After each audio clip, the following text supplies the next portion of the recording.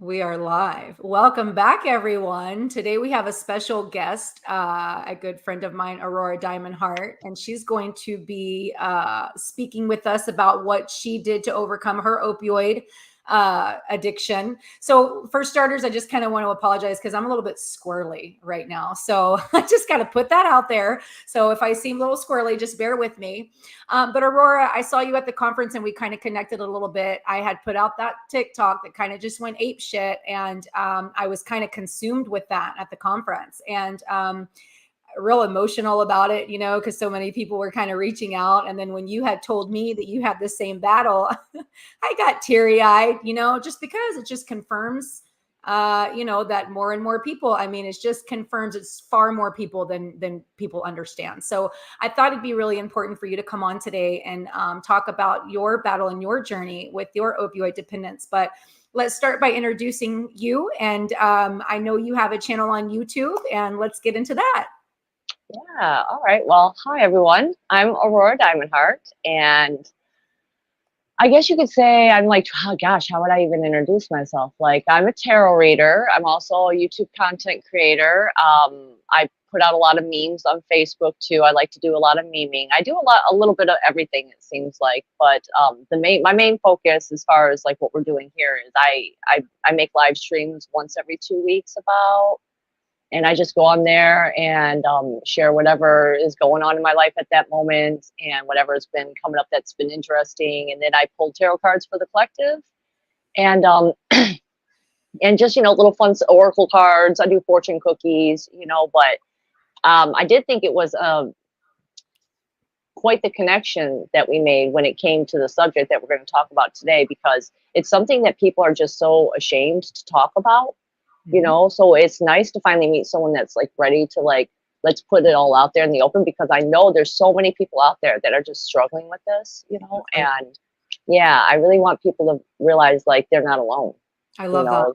Yeah, I'm glad you got into the heap of it. Yeah, exactly. I had a message today. I don't know if you saw, it weighs so heavy on my heart. I had a message today from somebody that he was like, I'm tired of being a junkie, blah, blah, blah. You know what I mean? And I get like, some of these can be trolls or whatever, but intuitively, I can kind of feel that, no, this one was not, and then I had another woman reach out to me today and that she lived not too far away from me. And she was so glad that she came across my videos, because nobody in her family knows what she's trying to do, and that she's trying to come off of Suboxone. And it's like the dark, deep, dark secret in her closet. And I'm like, girl, I'm here for you. So I'm so glad that you brought that up. Yeah, that's exactly right. We're going to go into, I want to give everybody an opportunity to speak their truth about what their battle and this shit, because it's far bigger than what people understand.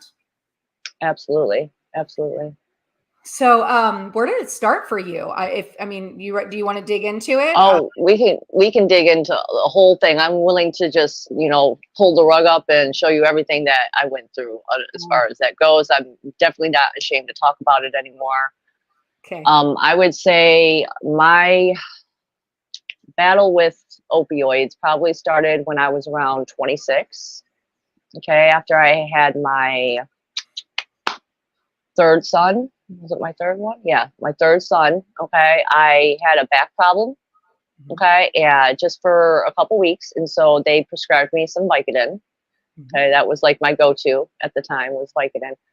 And something that I noticed, because I was going through some things emotionally with the relationships that I was in. I had been married once already, and that had fallen to pieces. And so I had, 2 children already from 2 different people. And then now I was pregnant with my third one with a man who was not happy to be having a child. Let's just say that. And he did not make things easy on us.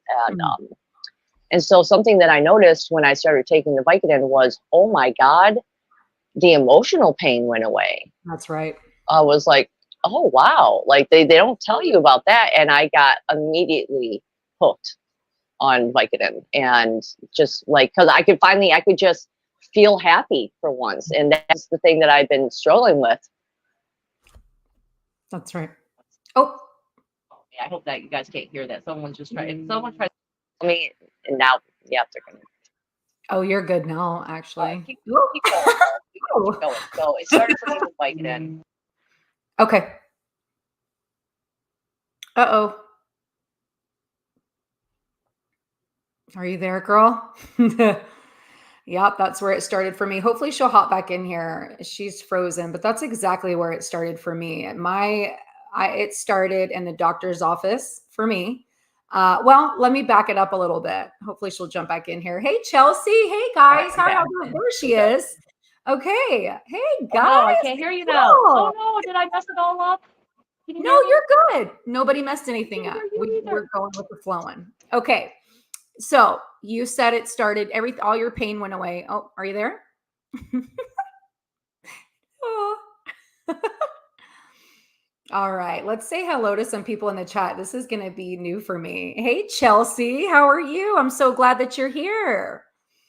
All right. And Chris is here. Hello, Chris. How are you? Thanks for being here. Oh, very cool. Okay. So I'm going to just kind of get into my story until she pops back in. There she is. Okay. Here we go.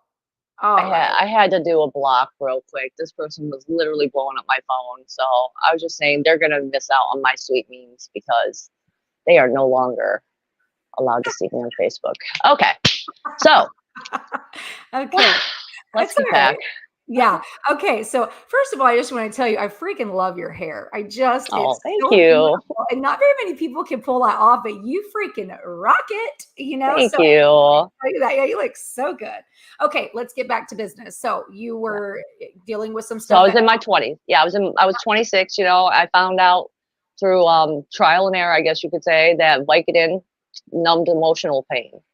And so from that point on, like I kept trying to get prescriptions of it, for whatever reason. My doctor was giving them to me. of course he You know what was. I'm saying? Like, of course they were, right? And here's the funny thing is that this doctor was someone who was into natural childbirth and home birth and stuff like that. So I really thought I could trust this guy. You know what I'm saying? I'm like, he's into this thing because I was a home birth midwife at the time. So I Mhm. was like, and this was a doctor who was actually doing home births for women and stuff. So I'm like, I can trust this guy. This guy wouldn't steer me in the wrong direction, right? You Interesting. Right. know? Yeah. And so I guess you could say it slowly got worse and worse. I noticed like the what is that called? Where it's Tolerance. like, yeah, my tolerance. You Yeah. knew exactly what I was.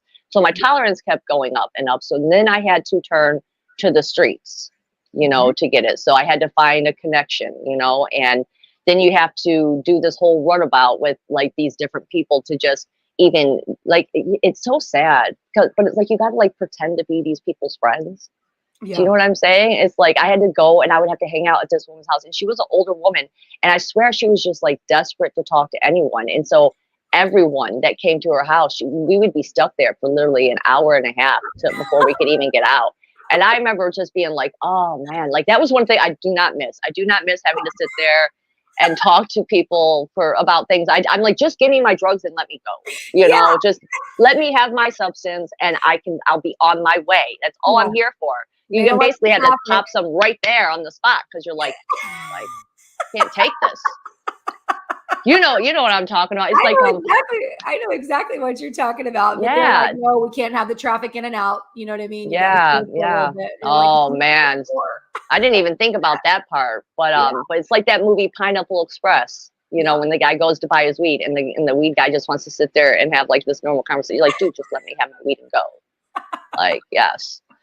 So I guess you could say it didn't take long though, honestly, because my ex, who now my ex, he wasn't my ex at the time, but he had a couple cousins that had gotten hooked on opiates, and they were like, "Hey, dude, like you have to try this one," and they gave him some Suboxone. Now back then, it came as a little tablet, right? A Mhm, little like I think it was hexagonal mhm, shaped even, which I think mhm. is kind of funny now thinking about that little hexagonal shape. Interesting. And all we had to do was take a tiny little crumb and it would give us this most amazing high, like you'd taken like a bunch of Vicodin, but you wouldn't.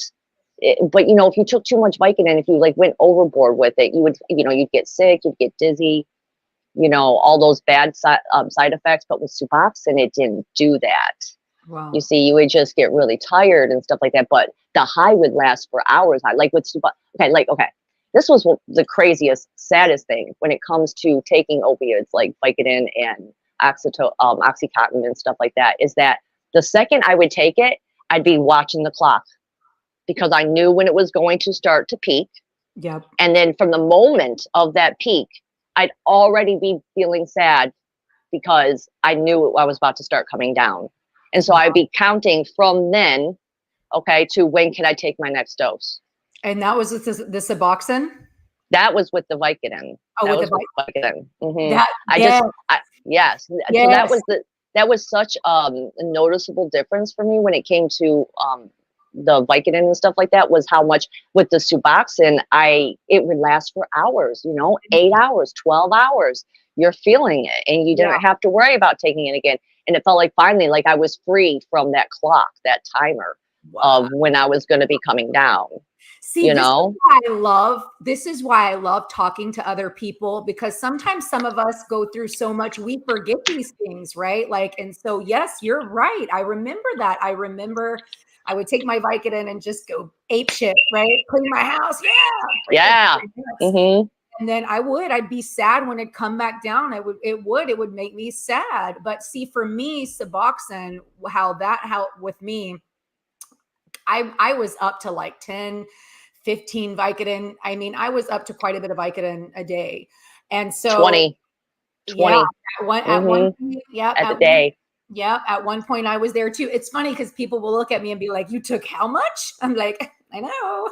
Mm-hmm. I know.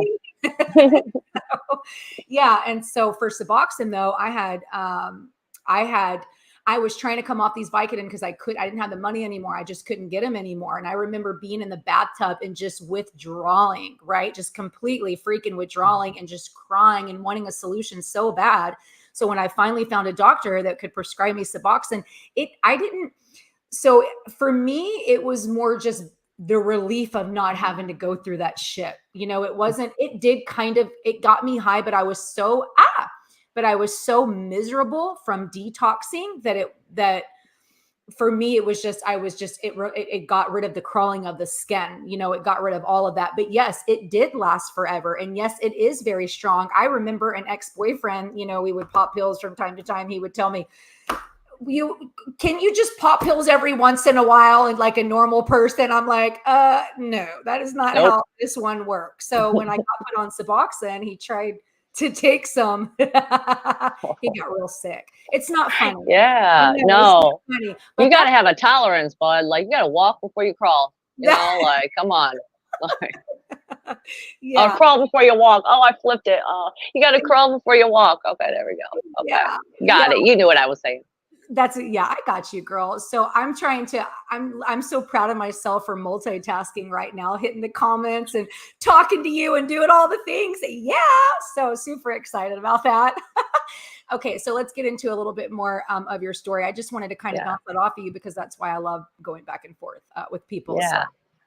Yeah, absolutely. And I definitely did go farther because, for me with the Suboxone, we were getting it again. We were buying it like we would buy Vicodin, but we had my ex's cousin, and we would just get it from him. But eventually, like we wanted our own prescription. And I do remember feeling relief about that too, that I didn't have to go and spend so much money on just a cup of Vicodin that would last me for a day or two.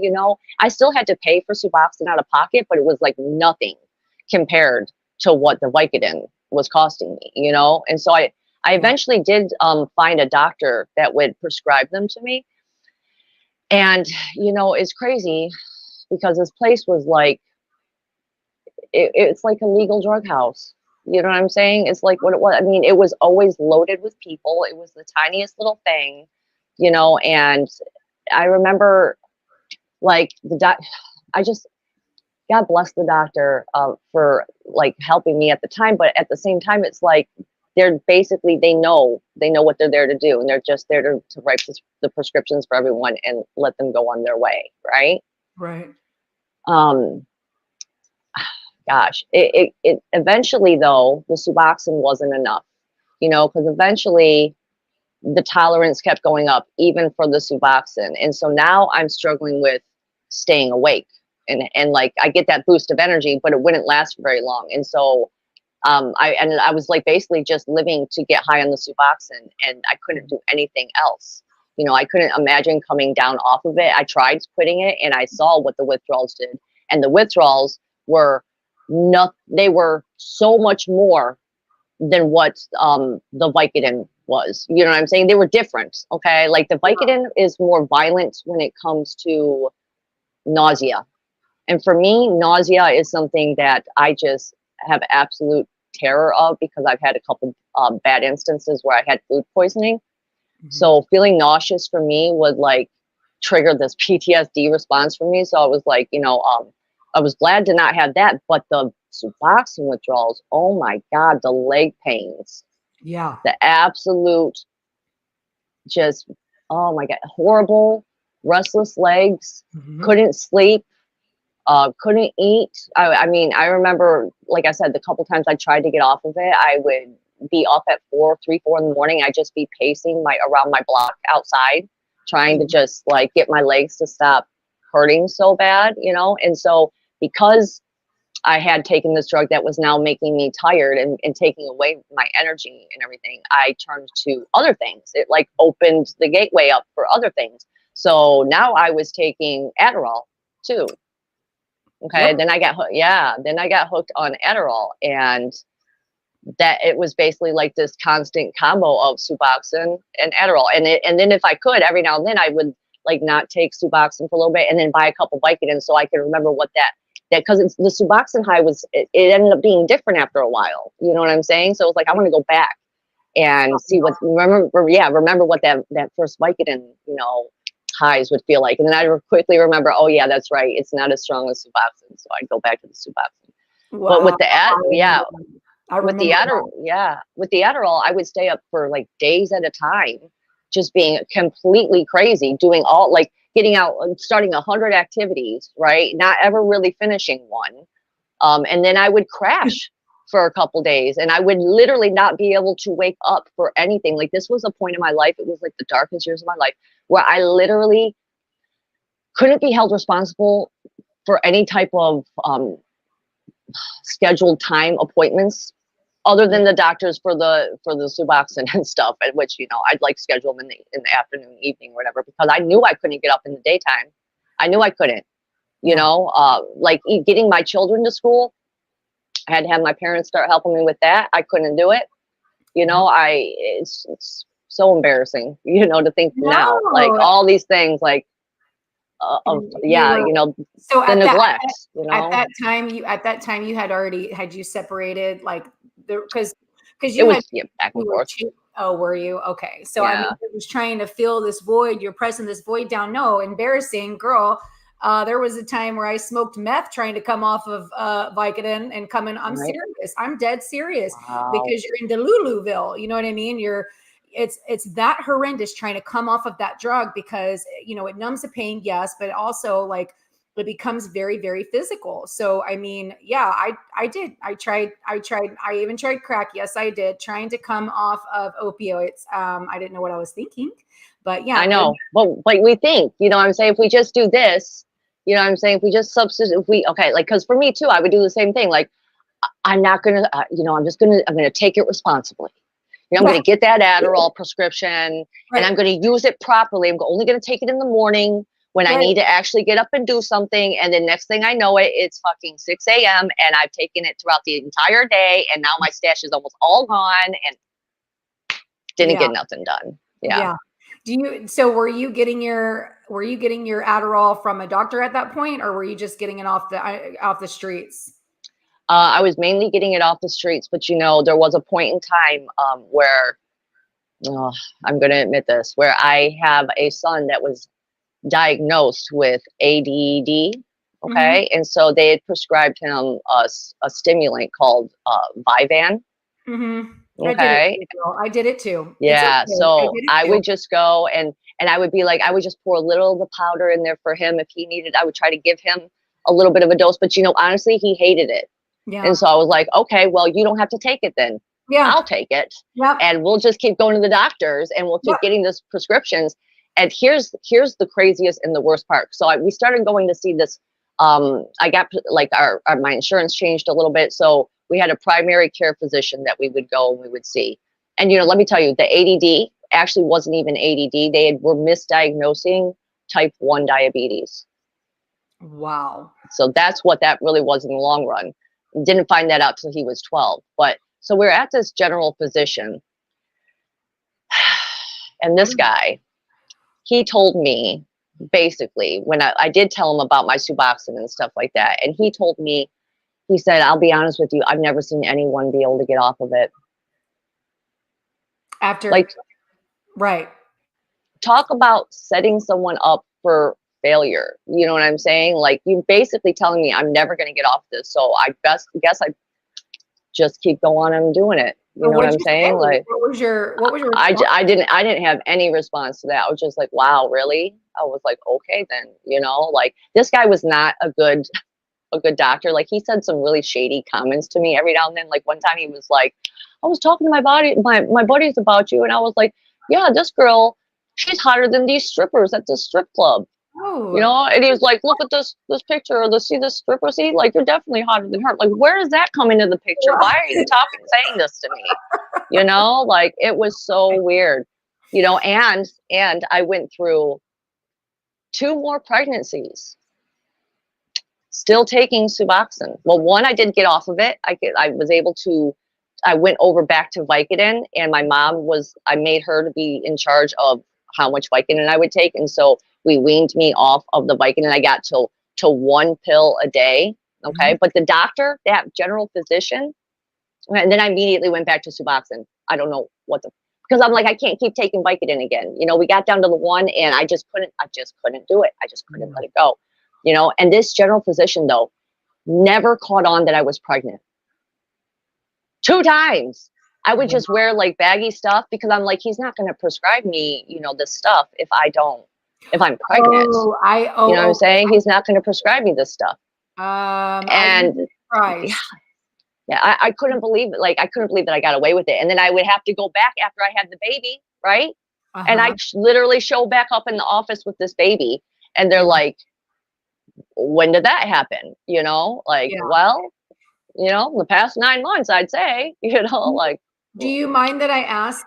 So I had the same situation happen whenever I got pregnant with my daughter. I was actually trying to wean myself down again. And I had my daughter, and I remember letting him know I was on Suboxone. And at some point he was going to put me in the hospital and trying to wean me down and get me off. But instead, I can't remember what happened or why we didn't end up going through with it. But I ended up being on still a very small piece of Suboxone. So my daughter was born.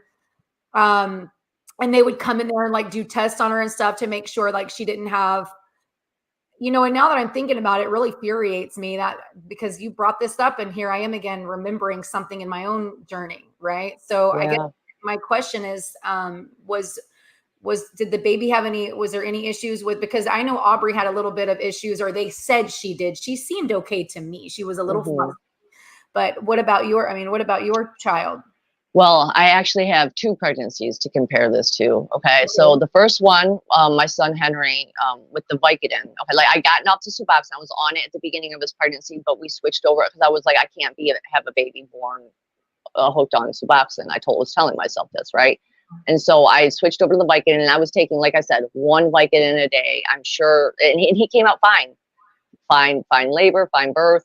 Like, this baby smiled. He's like a very special child. He smiled every single day since he was born.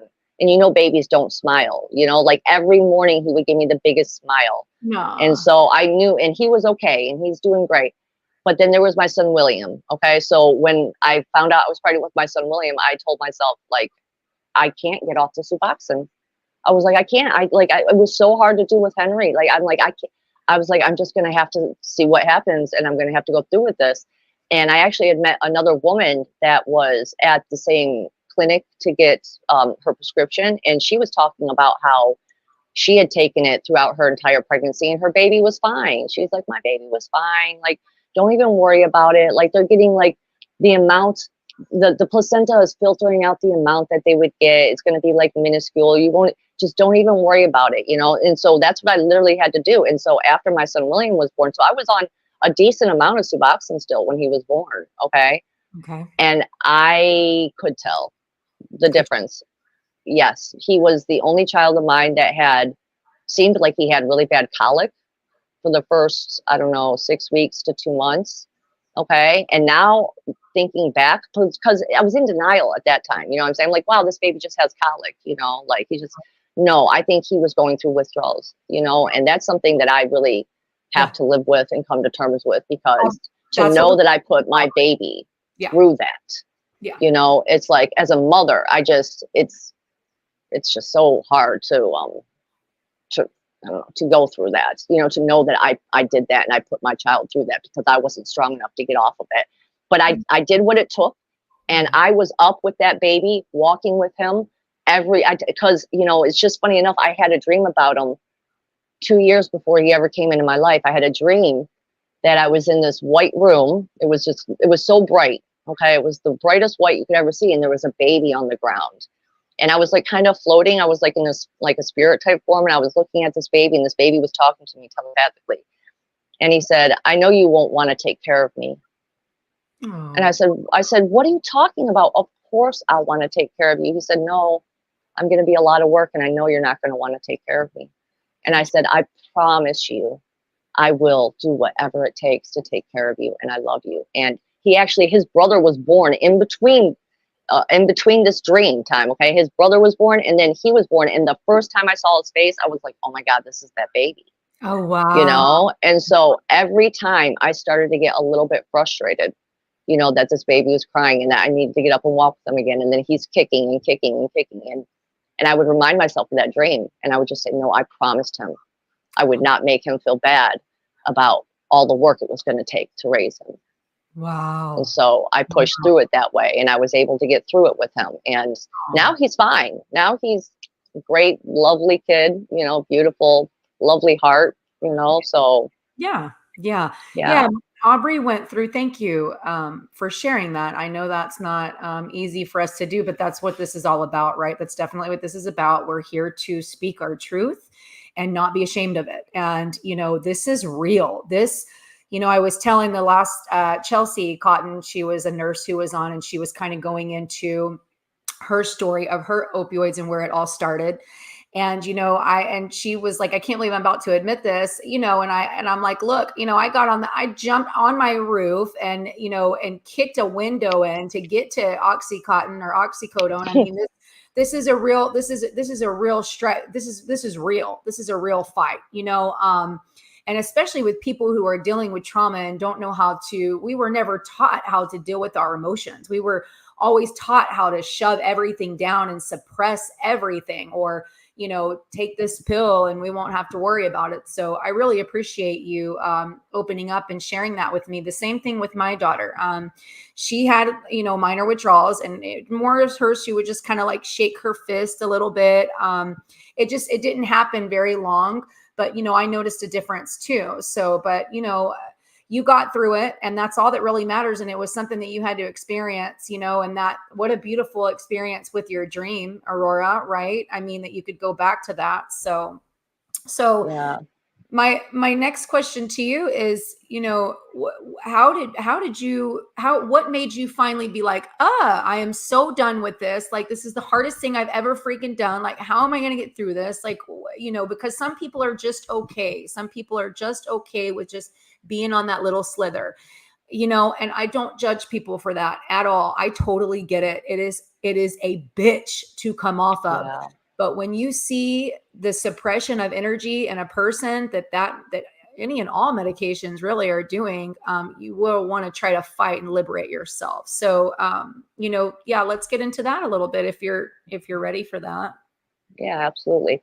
Actually, you just triggered my memory too. I actually was still taking it, even like, but I had weaned myself down to like the smallest, like the smallest that I could go. I was still a little bit on it when I had my final child. Okay. Which the one I just talked about, William, he was my fifth, and I had 5 sons. Okay. And then I finally was pregnant with my daughter. And that was my point. That was my point. That was my breaking point. I was like, no, for many things, you know, I really stopped and I took a look at my life. I literally cut everyone out of my life, because when you are a drug addict too, you kind of want to be isolated. You want to be alone with your high. You don't want anyone messing up your buzz. Yeah. You know what I'm saying? So I had realized, you know, like, I need to be a better example for this baby girl. I need to fix my life. I can't, like, she is going to grow up and she's going to be a little me. And what do I want to see in that reflection?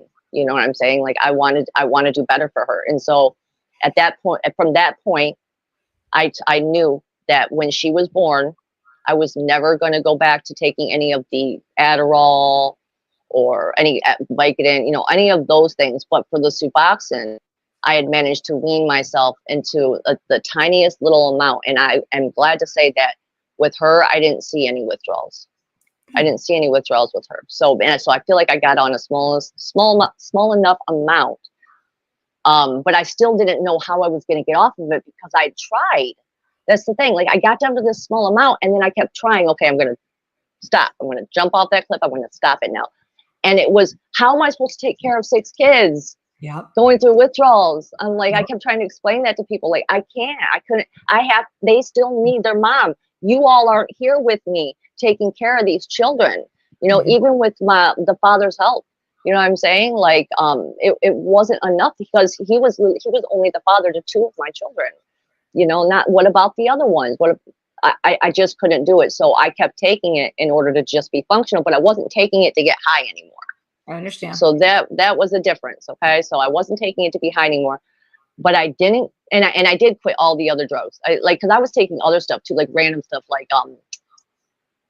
Zyrtec D, you know, like that kind of gave me a little bit of an energy boost too. So I was taking that every day back in the day too, like in combination. I was taking like IV every day, Excedrin migraine, Motrin, the Adderall, the Suboxone, the Zyrtec D, you know, basically like just I was like a hodgepodge of just like all sorts of different medications all the time. But now after my daughter was born, I was like, no more, because I was going to breastfeed her too. And I did.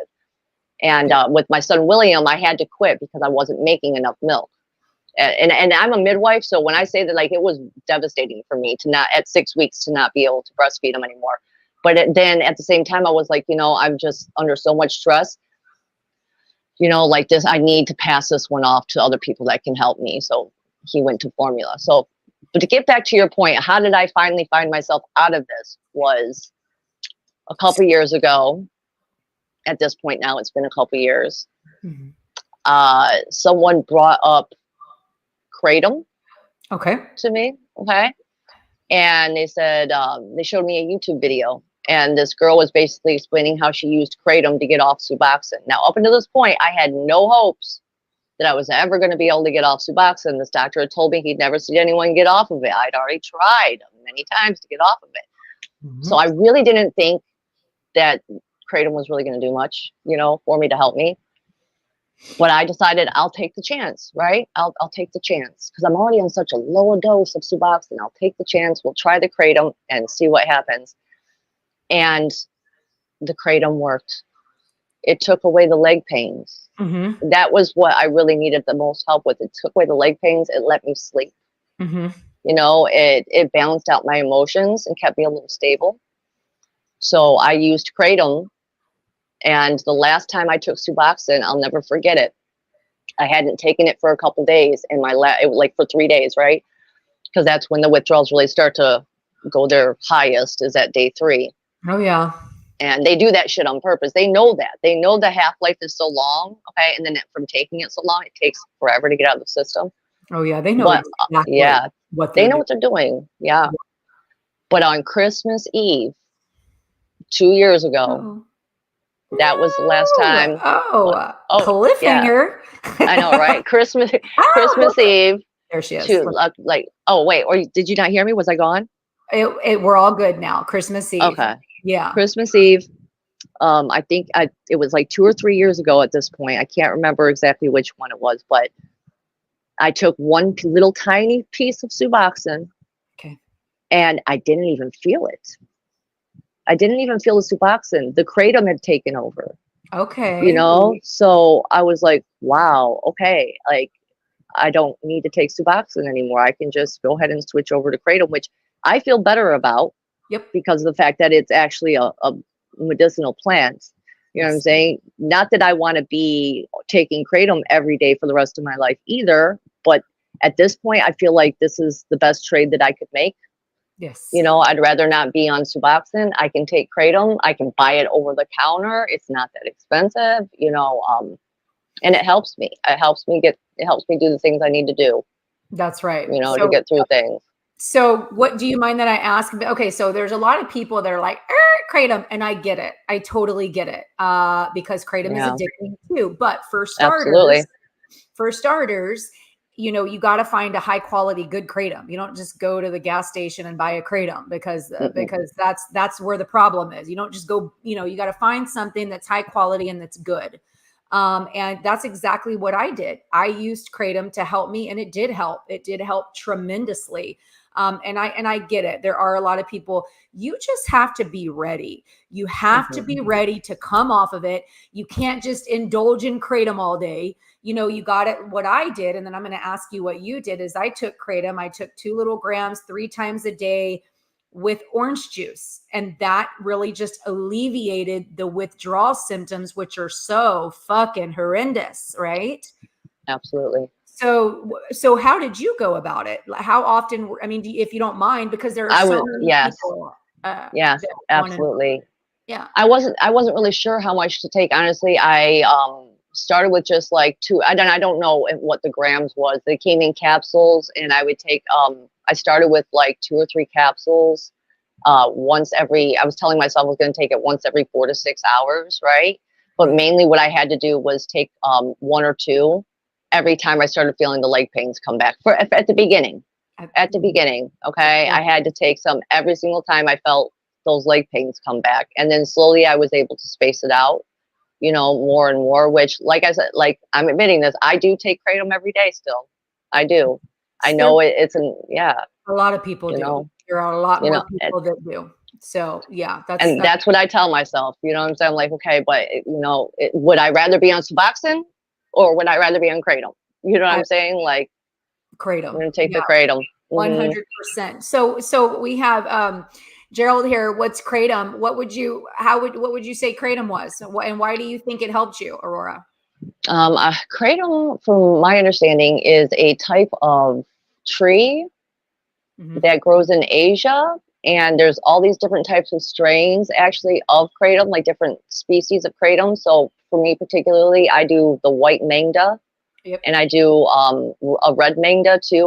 But I take less red. I like, the ratio is probably like 3 to 1. Okay, I take more of the white than the red. The red is more for I took more red at the beginning though, because the red's more for physical pains and body pains. But you really got to kind of play around with it and see what works best for you. But like Chastity was saying, like, you got to, like, the place I got it from, I get it from my local tobacco shop, Wild Bill Tobaccos, and it was the brand that was recommended to me on that YouTube video. You know what I'm saying? So I was like, okay, I think it's called Boosted Kratom, for anyone that wants to look more into it. And so you just kind of got to try to play around with the different strains that they have to see which one's going to work best for you, because it doesn't hit everyone the same way. You know, like, yeah, it's definitely going to be different for everything. And if you're watching this and you're in this battle, okay, it is a process. So it is process, not perfection. I've heard some people say, you know, that it's taken them a year. I mean, I jumped off of Suboxone in December, and I'm still like 4 o'clock in the morning, kind of wake up with the crawlies under my skin and shit. You know, I still got to go get in the shower right away, you know? Yeah. Yeah, it took me a year. I'll tell everyone, it took me a year to stop feeling any Suboxone withdrawals. Yeah. It took me a year. And that, and that's why we use the Kratom. That's why people use the Kratom. I, unfortunately, the last time I used Kratom was actually at the Journey to Truth conference, and that was it. That was it. That was like the last time I had to use it. And so, but I still feel the nastiness from time to time, and I do use, you know, shrooms, which are helping me. And there has been times that I've wanted to reach for that Kratom capsule, you know, but I managed to just kind of get through it, like with shrooms. But where I'm going with this is a process. Okay. So there's been a couple of people that have reached out to me and are asking me what I did. And so I understand people are going to advise against Kratom, but, you know, I agree with you, coming off of those pharmaceuticals that are petroleum chemical based bullshit, and doing something a little bit more natural, I highly agree is far better. And what I did was once I got on kratom, just like you, it was just a process of allowing your body to get adjusted to, for me, the kratom. So for me, I jumped off the Suboxone, and it took me a while to get adjusted to the kratom. And then once I got adjusted to that and got adjusted to that roller coaster, then it was just getting off of that. So, I mean, people they want off right now. Just understand it's just a process. You have to be patient with yourself. What works for you is not going to work for somebody else. What happens to you is not going to happen to somebody else. And just because this person's wrong doesn't mean that person's wrong. We all are different, but that's why I've created the platform that I have on Facebook, because the amount of people that are coming together, that are bouncing ideas back and forth, and not just, Suboxone. There are people on there stuck on fucking gabapentin. I'm sorry, I'm cursing. It's just, oh, you're fine. I swear like a sailor. when it comes to this shit, it really aggravates me. You know what I mean? And then you're also seeing, and I don't know if you've noticed this, but people, when I say the solution, they immediately go Sublocade shot. Okay. So, do you have, so I know how I feel about another solution that Big Pharma is selling us. Yep. How do you feel about it? No way will I ever trust them again to give me a solution for how to get off of addictions of some sort. And you know what? I just remembered the other drug that I was hooked on at the same time. Like, I know there was like a third drug I used to mix in with this stuff. What was it? Xanax. Yep. Xanax was the other one. Yes, because the Adderall would get me so high, and then I would need to come down, because the Suboxone was for the happiness, right? Feeling good. Okay, then the energy level was for the Adderall, and then the Xanax would bring me down. And Xanax has a pretty bad withdrawal too. I had to like slowly come off of that as well, but see, that's that one. Yeah. Are you sure we weren't on the same roller coaster, girl? Because I was on all of those meds: Adderall, Xanax, and Suboxone. Yes, ma'am, absolutely. But what's interesting with me is the Xanax. That was my I don't give a pill. Like that was my jam. Xanax was my jam. I know I say I liked my Vicodin because it numbed, but once I went on Suboxone, it was like Xanax, because it was like I could forget, but I never had withdrawal from Xanax. And people have gone into seizures. Yeah. Isn't that interesting? Yeah. What's also interesting is my mom, we would go doctor hopping. Okay. And she would run out of her pills and she would still be okay. And I would run out of my pills and be sick as a freaking dog. So that goes to show you everybody's different, That is crazy. Yeah, seriously. Because I know the thing that the Xanax, coming off Xanax, did for me, it made me extremely nauseous. Okay. Like yes, like extremely nauseous. So, so interesting. Xanax terrible. Energy too. I would take Xanax and clean my whole house. That's crazy that it made you nauseous, because it kind of did the opposite for me. Yeah. Well, I mean, when I would stop taking it, when I was on it like that, and see, here's the thing. Again, I kind of mentioned earlier, I went through some bouts of really bad food poisoning. And so I used the Xanax, I had like a little stash for a long time, that anytime I would feel slightly nauseous, I'd take a crumb, and I'd be like, okay, again, you know what I'm saying? But I would know, but the thing is, even with that little crumb of Xanax, I would feel like I was going to go into a panic attack the next day. I would feel more just anxious. And I'm just like, wow, like after one time of taking it, and I'm feeling a withdrawal from just the one. And that's why I was like, I don't mess with that no more. I don't. Wow. Yeah. See, it didn't give me the withdrawals like that. And I took them pretty religiously too. So that's so interesting. Well, I really appreciate you coming on and talking about your journey today, because I know it's not an easy thing, but it means so much to me, because more and more people, I feel like, will just kind of speak about it. And I think that's really, really important. And I just want to say again, I did see up here that Chelsea had mentioned the Sublocade shot.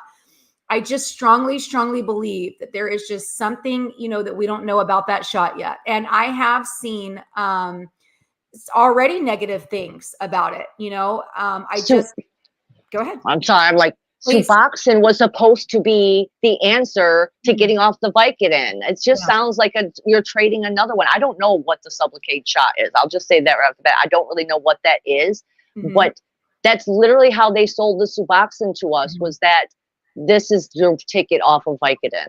This Right. is your ticket off of it. And it was a fucking, it fucking went, it's legal heroin. It's Yeah. legal heroin. Yep. Okay. They want you to, because they want you to get hooked on it, because then you're giving your money to them instead of the drug dealer down the street. That's right. You And then know, they're that's getting it. kickbacks. They're getting kickbacks. So, Yep. yeah. So, I mean, that's where I stand with the Sublocade shot. Again, I'm creating a platform to where everybody, all walks of life, everybody can come and discuss their challenges, what worked for them, what didn't work for them. It's not about what's right and wrong. It's about how can we reverse this shit? This is fucking ridiculous. Okay. And This how do is we be there for each other? You know what I'm saying? exactly. Because, my best friend Aurora and I were just talking about this a little bit before the stream, and she reminded me of something. One of the main things that drug addiction comes from is feeling lack of connection. Yes. You know what I'm saying? Like, and that, think about what we do when we go into those drug addictions. We immediately self-isolate. You know what I'm saying? Like, we need each other That's in order right. to get through this. Yeah, I love that. Yeah, we definitely do need each other. And I've noticed that the people that I've rallied so far, it's so funny. I try to put a little fire in their ass, right? Like I'll get in my comment section. And when people are asking me and I'm like, aren't you tired of being Big Pharma's guinea pig? You know what I mean? I'm like fuck Big Pharma. You know what I mean? And I like, agree.